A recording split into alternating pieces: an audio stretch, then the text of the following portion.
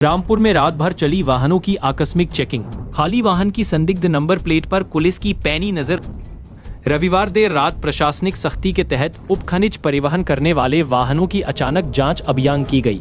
यह चेकिंग स्वयं अधिकारी द्वारा की गई, जिसमें मौके पर मौजूद वाहनों के प्रपत्र दस्तावेज का गहन परीक्षण किया गया।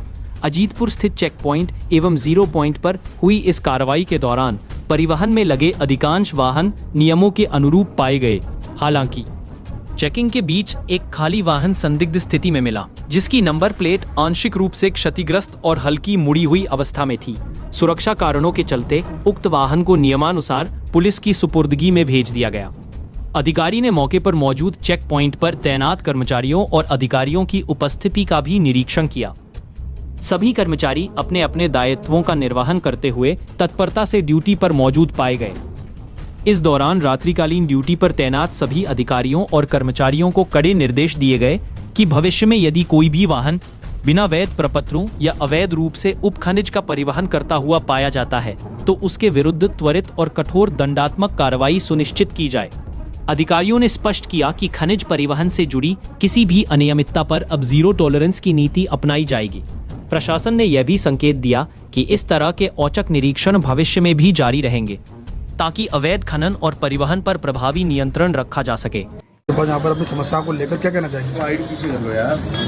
देखिए, ये कतिपय समाचार पत्र में ये खबर निकली थी कि जो है रामपुर में जो है क्रशर स्टोन्स वाले अवैध खनन कर रहे हैं। उन सभी की हमने जांच कराई थी और उसमें जो फोटो और वीडियो लगे हुए हैं वो जो है उत्तराखंड के हैं और वो यहाँ के नहीं हैं। इस प्रकार से एक ये जो है कूट रचित दस्तावेज बना के फर्जी फोटो के माध्यम से सरकार की खबर चलाई गई। इससे जो है इसके संबंध में हमने उनको नोटिस भी दिया है और ये स्पष्ट रूप से बताया है कि अगर कोई इस प्रकार का साक्ष्य है तो प्रस्तुत करें। आज तक उनके द्वारा इस प्रकार का कोई साक्ष्य प्रस्तुत नहीं किया गया है। हमने अपने स्तर से जांच करके भी दोनों फोटो का मिलान करके जो GPS स्टैम्प्ड फोटो है वो प्रस्तुत किया है और ये उधम सिंह नगर के फोटो है जिसको लगा के चलाया गया। ये दर्शाता है कि ये दुर्मंशा से इस प्रकार की जो है खबर चलाई गई है और जिला प्रशासन लगातार पूरे जनपद में 10 से ज़्यादा चेक पॉइंट स्थापित है। प्रत्येक वाहन की चेक हो रहा है, उनका EMM प्रपत्र उनके पास है कि नहीं, ओवरलोड तो नहीं है। हमने 200 से ज़्यादा अधिकारी इस काम के लिए लगाए हैं और प्रत्येक अधिकारी की ड्यूटी 15 दिन या महीने में एक बार आएगी, रोज़ रोज़ नहीं होनी है, ताकि कोई अधिकारी भी इसमें संलिप्त ना हो पाए। इस दृष्टिकोण से इस प्रकार की व्यवस्था बनाई जाए। एक एक गाड़ी की चेकिंग होती है। हमारे जो प्रशासनिक अधिकारी हैं वो रात को ठंड और कोहरे से जूझते हुए इस काम को कर रहे हैं और जो भी इस प्रकार से अगर कोई गाड़ी जो अनियमित है उन पर लगातार प्रतिदिन कार्रवाइयाँ हो रही हैं।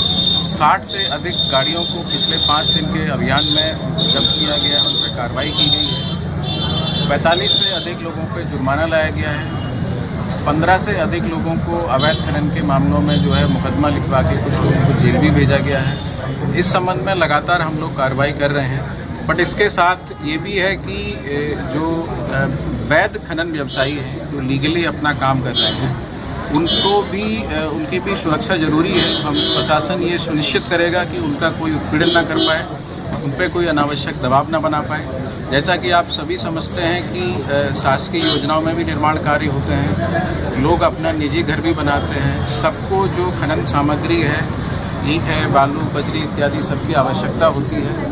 ये सभी की आवश्यकता है और इस आवश्यकता को सुनिश्चित करना भी हमारा काम है। तो हम ये प्रयास करते हैं कि जो लीगली अपना काम कर रहे हैं वो अपना काम करें और अगर गैर नियम से कोई काम कर रहा है तो उस पर लगातार हम लोग मॉनिटरिंग कर रहे हैं, चेक कर रहे हैं और कार्रवाई कर रहे हैं। जनपद में विगत 1 साल में जो है 150 से अधिक मिट्टी खनन और एक जो है बालू खनन का परमिट अभी वर्तमान में भी जो है चल रहा है। इसके साथ ही उत्तराखंड से जो है मोस्टली जो कच्चे माल की सप्लाई होती है, उत्तराखंड की निगम के द्वारा वैलिड प्रपत्रों के आधार पर ये जो है सामान वहाँ से लेके आते हैं। डिपडिबा के पास भी हमारा चेक पॉइंट स्थापित है और सभी शहर में 10 जगह चेक पॉइंट स्थापित हैं। जो प्रॉपर ISTP मतलब जो इंटर स्टेट परमिट जारी होता है, उन प्रपत्रों को चेक करने के बाद ही वो कच्चा माल अपने गंतव्य स्थल तक पहुँचता है। तो ये बार बार ये कहना कि जो है जनपद में कोई पट्टा नहीं है और 50 क्रशर स्टोन कैसे चल रहे हैं, ये पूर्ण रूप से भ्रामक है।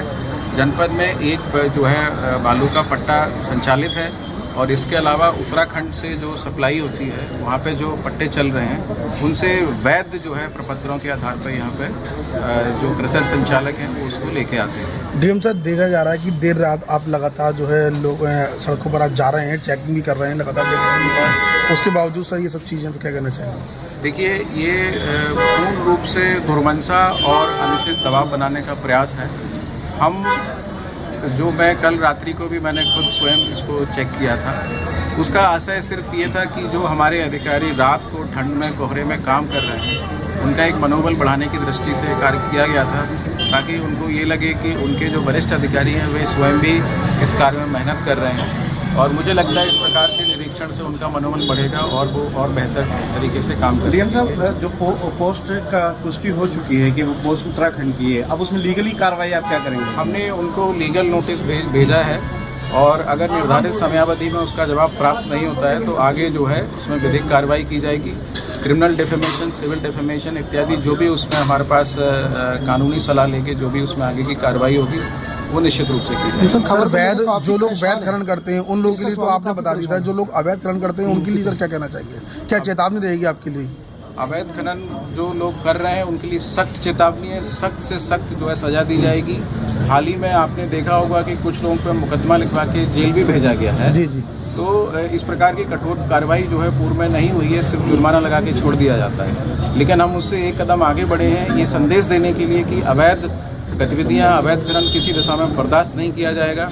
लोगों पे मुकदमे भी लिखवाए गए हैं, उनको जेल भी भेजा गया है। ये एक टफ मैसेज है और हमारे 10 चेक पॉइंट लगे हैं। कोई भी गाड़ी बिना प्रपत्र और बिना नियम के उससे पास नहीं कर सर, जो खबर लगी ठीक है तो काफी परेशान है, एक तरह से 2-3 दिन से धरने दे रहे हैं, तो क्या सर खबर के लिए इतने कृषक कारोबारी परेशान है? देखिए, उस खबर का हमने खंडन भी किया है और लगातार उनको हमने नोटिस भी जारी किए हैं और अगर समुचित जवाब प्राप्त नहीं होगा तो आगे भी कार्रवाई की जाएगी।